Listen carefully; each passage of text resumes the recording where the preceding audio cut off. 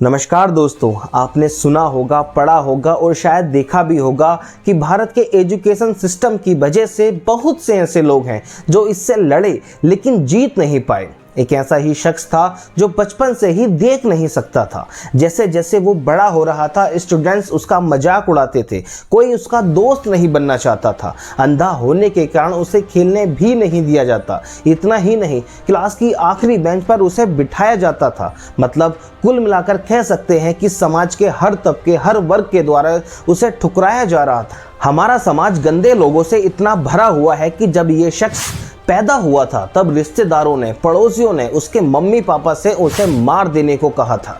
वजह सिर्फ इतनी थी कि वे देख नहीं सकता था, लेकिन माँ बाप ने किसी की नहीं सुनी और उसे इतना काबिल बना दिया कि वे आज विश्व स्तर पर एक अलग ही पहचान रखता है। उसे पढ़ने का बहुत शौक था, इसलिए हमेशा टॉप करता था। उसका सपना था कि वे IIT में पढ़ाई करे, इसलिए उसने 12th में साइंस लेने का फैसला किया। लेकिन भारत की एजुकेशन सिस्टम ने उसको सिर्फ इसलिए साइंस नहीं लेने दी क्योंकि वे देख नहीं सकता था। लेकिन वे भी हार मानने वालों में से बिल्कुल नहीं था।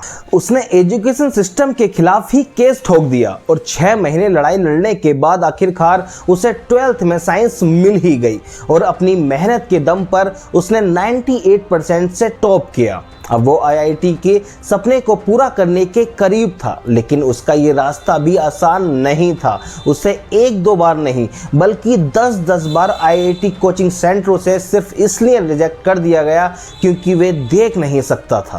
तमाम कोशिश करने के बाद भी उसे IIT में एडमिशन नहीं मिला, लेकिन मैं फिर से कहूँगा कि वो हार मानने वालों में से नहीं था। उसकी प्रतिभा को देखते हुए विश्व की नंबर 1 यूनिवर्सिटी MIT ने न केवल उसे एडमिशन दिया बल्कि उसको स्कॉलरशिप भी दी और वो MIT का पहला ऐसा छात्र रहा जो आंखों से देख नहीं सकता था। तो अगर आपने राजकुमार राव की नई मूवी का ट्रेलर देखा होगा तो आप समझ ही गए होंगे कि मैं किसकी बात कर रहा हूं। अगर नहीं देखा तो मैं आपको बताता हूं। मैं बात कर रहा हूं श्रीकांत बोला की। एक ऐसा शख्स जो बचपन से ही नेत्रहीन था, जिसने ना जाने कितनी मुश्किलों से अपनी पढ़ाई पूरी की और दुनिया के सबसे नौजवान नेत्रहीन बिजनेसमैन बन गए। श्रीकांत ने बोलेंट इंडस्ट्रीज की स्थापना की और बाद में रतन टाटा जैसे शख्सियत से फंडिंग भी पाई।